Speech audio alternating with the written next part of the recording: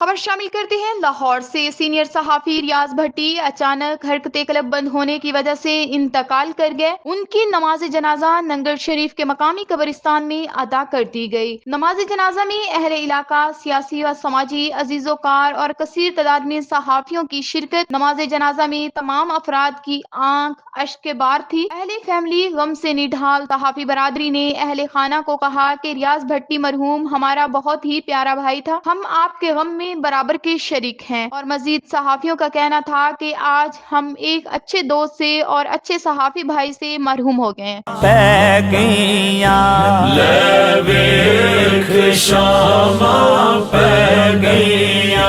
तू टुर गया यादा रह गईया, तू टुर गया यादा रह गईया।